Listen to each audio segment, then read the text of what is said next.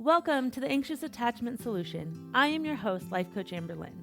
I teach women how to take back their brain from anxious attachment patterns with love and compassion. It is my mission to help every anxiously attached woman understand their brain, stop the anxious cycle, and finally feel confident and secure in who they are so they can live the life they want. I'm so glad you're here with me today. Welcome to the Anxious Attachment Solution. On today's episode, I'm going to be talking about one of the biggest obstacles that is stopping you from calming down when you feel completely out of control. When you logically know how you are reacting and responding is not what you want to be doing, when it is not making sense, but no matter what you do, you can't stop it. You can see what you are doing, but no matter how busy you are trying to be, no matter how hard you're trying to not think about it, you cannot stop the spiral. You cannot stop the behavior that comes with overwhelming feelings. You feel crazy. You do things that you don't want to do. You overtext, overcall, get defensive, and you blame the other person for how you are feeling. As a result, the person receiving all these emotions and reactions either pushes you away, goes avoidant, or completely ghosts you. If you are lucky, they just give you space and come back to the conversation later. Sometimes we're not so lucky in dating. I believe you are listening to my podcast because you want to change these things and how they impact your relationships. So before I tell you why you can't stop the spiral, I want to tell you that everything I share with you comes from love and the belief that you can change this. It comes from living through what you are going through. It also comes from the belief I hold for each and every single one of you that you can rewire your brain. You can develop new habits. You can soothe your anxious attachment, and you can learn to love yourself through these reactions. I know it doesn't feel like it because you have been going through this for years, and maybe for all of you, your whole life. Maybe it's new, but it feels so out of control, you really do believe you can't change it. I encourage you to only listen to this episode when you're not in an active trigger, as it may land in a way I don't want it to. It may feel shame or guilt when listened to in a heightened state of anxiety or overthinking, and that is not my intention. I want it to land in love and in compassion while teaching you how to create the secure base inside of you. So if you are in a triggered state, go check out a different podcast episode that I have for you. If you feel like you are in a good state for learning new strategies and tools, then let's get started. Before I share with you the strategies that you need to be able to stop the spiral, I need you to poke some holes in your beliefs that you can't change it, that you can't control it, and that it is out of your control. These thoughts, even though they feel real, are just thoughts, but they are hard thoughts. And they create a mindset that you can't control how you feel and that you need someone else to make you feel better. So then, if you listen to this episode from this place, you will not be able to believe it. You will block yourself from your own breakthrough. So just lean in, just a little, into the belief by asking, why don't I believe I can change this? What if I could change some of this? What if I do have more power than I believe? A lot of my clients don't want to recognize this to be true because this means they could have or should have done it a long time ago. Here's what I tell them.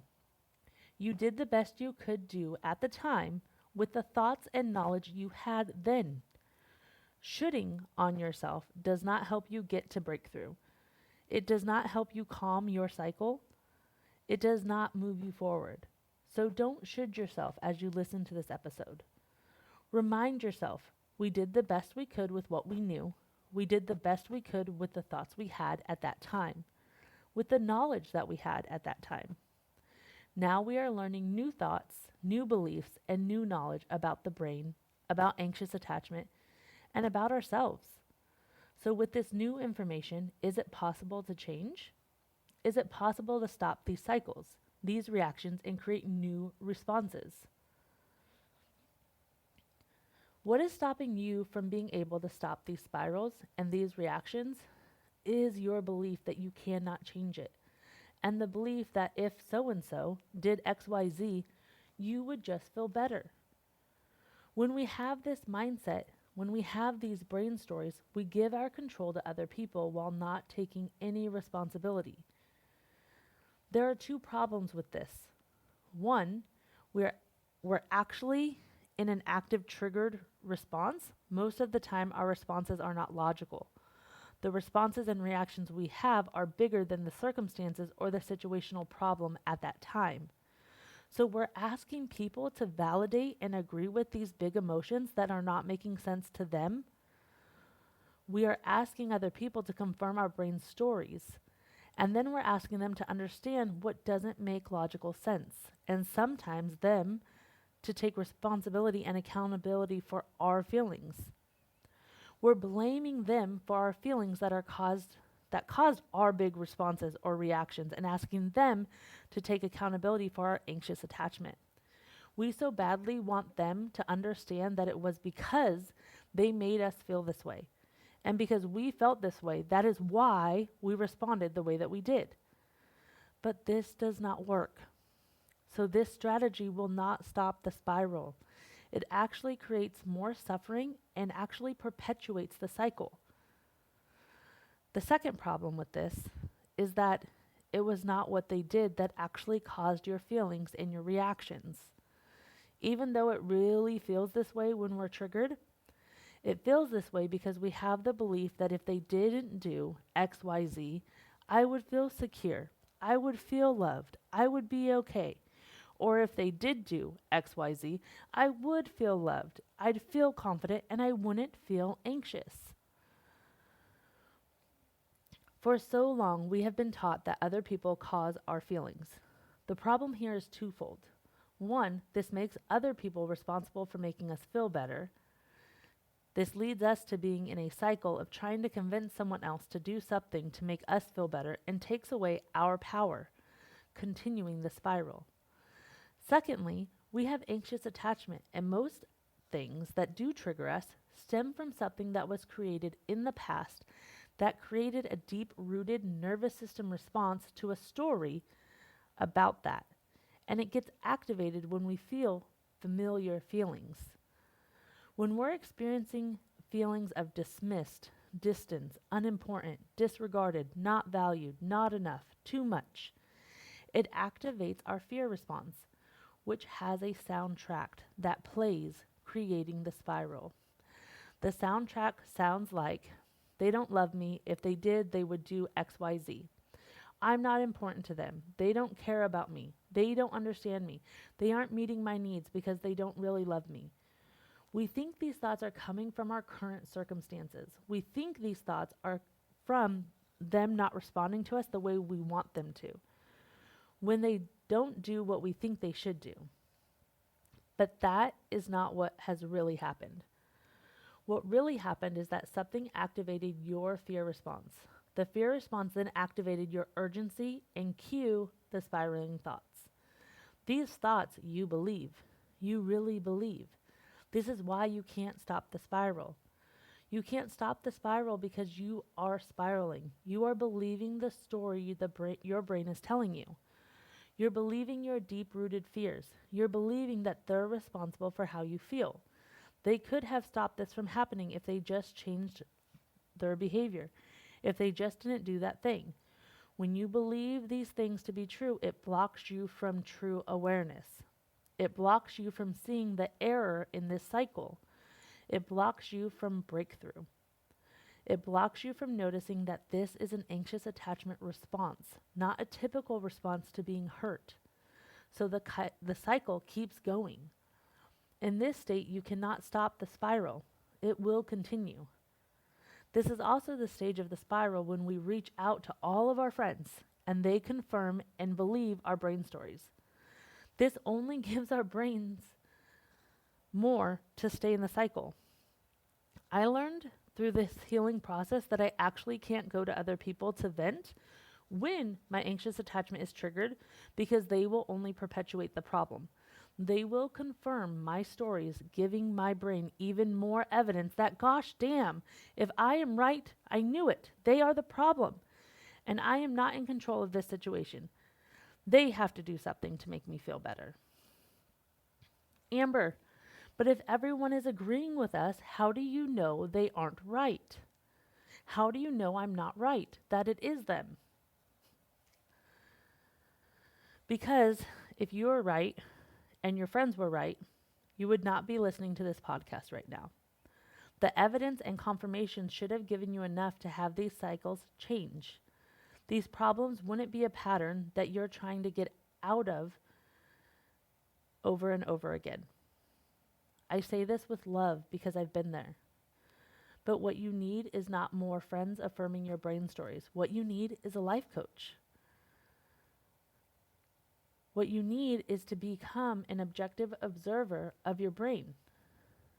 Also, most likely these situations, the person could do the XYZ thing you think they should do, and you still feel how you feel.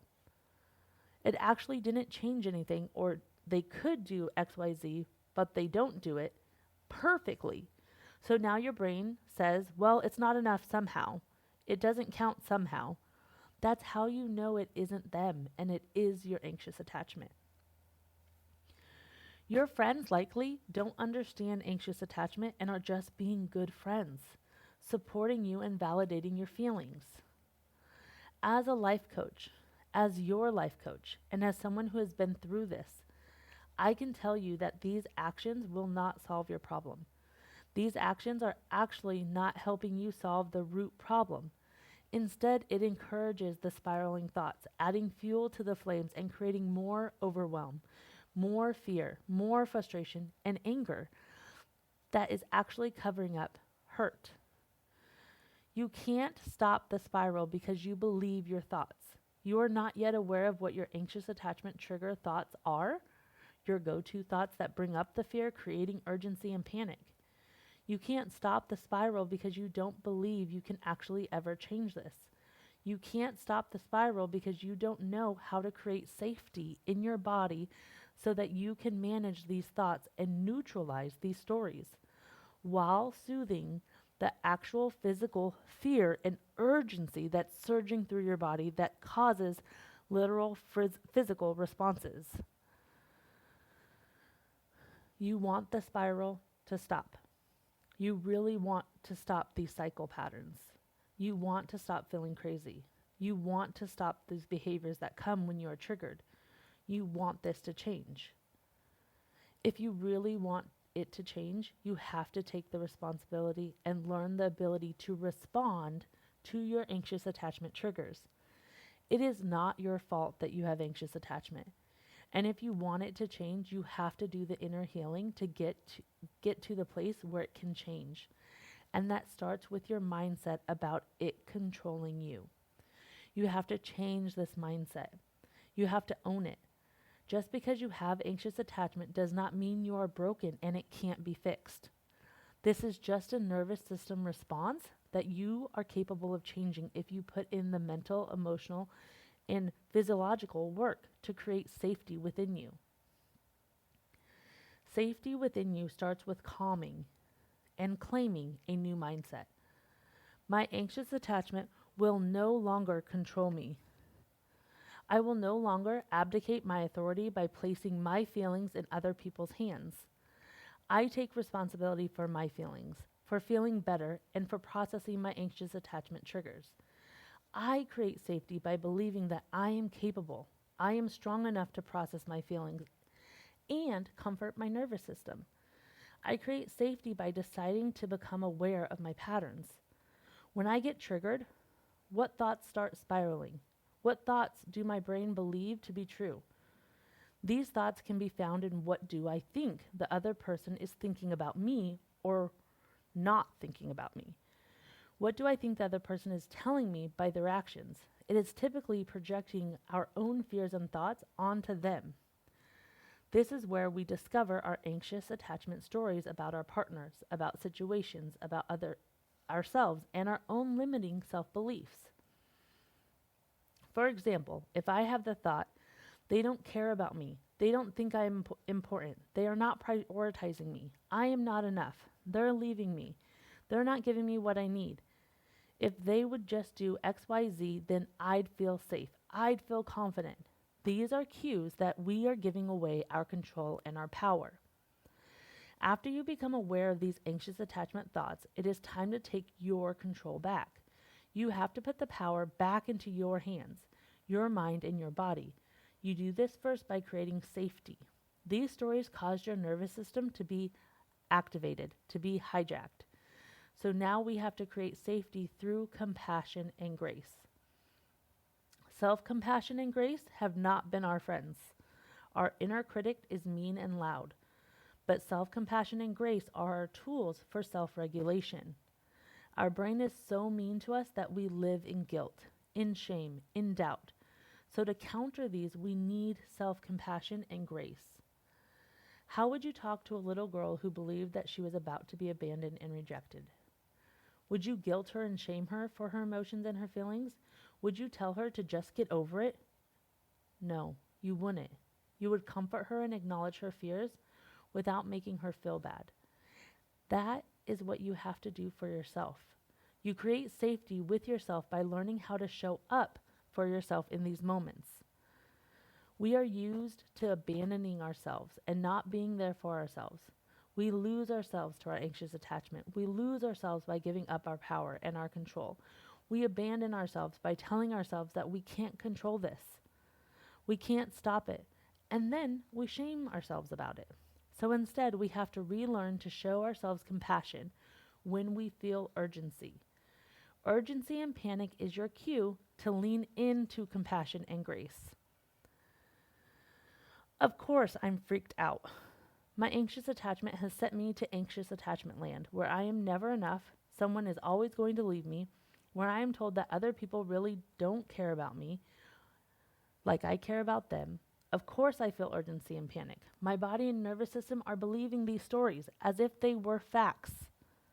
Now it is time to take a deep breath and pause. Where do you feel the panic? Where do you feel the feelings? Put your hand on your heart or give yourself a big hug and tap feelings one at a time and remind yourself, we are actually safe.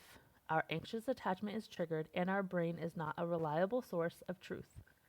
It's reporting back to us all of our doubts and our fears, so we have to soothe it and calm it down before we can separate the facts from the story.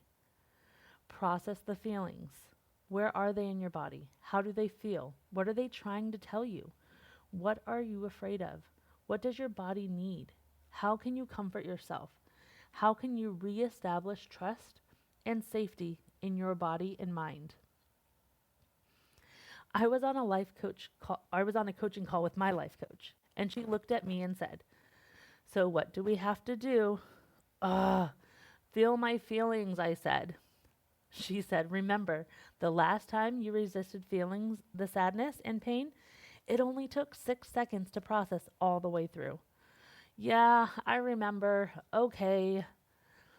Then lean in and feel the fear. Trust me when I tell you, I know how hard it is to drop into your body and feel and process these emotions. I also know you're capable of it because I am. I have learned that I'm capable of it too. It's not always easy, but it is always possible. You can do anything for 6 seconds, for a minute, for an hour. This is what I tell myself to build my emotional resilience. You don't have to believe the fear and the story that it comes with to process the feeling of fear. You get to build your emotional resilience muscle. You just have to notice where it is in your body, label it and feel it. What does it need? Close your eyes and feel it. I teach my clients how to become aware of these stories. I teach them how to poke holes in their beliefs. I teach them how to believe that they are in control and how that's good news, and how to take the control back when they don't feel like they are in control. And I teach them how to regulate their emotions when they get triggered. I can only help them do these things when they choose to be in control, when they choose to try a new belief, when they decide that their old mindset and patterns are not working for them, and they're ready to try something different and maybe believe that there's a different way. I teach my clients how to take responsibility for their triggered responses by teaching them that responsibility and accountability does not have to come with shame and guilt. My mentor told me responsibility is literally the ability to respond. And so I teach my clients this mindset. We are just building a muscle to respond when our anxious attachment gets triggered. Before we respond, we have to self-regulate. We have to learn how to only depend on ourselves in these moments, build our self-trust, question our anxious attachment stories, and decide on purpose, what do we believe and what don't we believe, and how do we want to respond. I teach my clients how to respond the way they truly desire to respond. If you are ready to do this work and finally get the change you want in your life, email me and set up your free 1-hour consultation at amberlynn@takingbackherbrain.com. Don't forget to like and share this podcast, and it would be really great if you could write a review with any transformations or new nuggets of knowledge that have really landed for you. Thank you so much, and I'll see you next week. Thank you for joining me today. You are going to want my free guide on how to calm your anxious attachment. So head over to my Instagram, Taking Back Her Brain, and grab it. If this podcast resonated with you, I would really appreciate if you would rate and share it. If you have any questions or want to know more about how to work with me, I would love to hear from you. You can email me at amberlynn@takingbackherbrain.com. Can't wait to hear from you.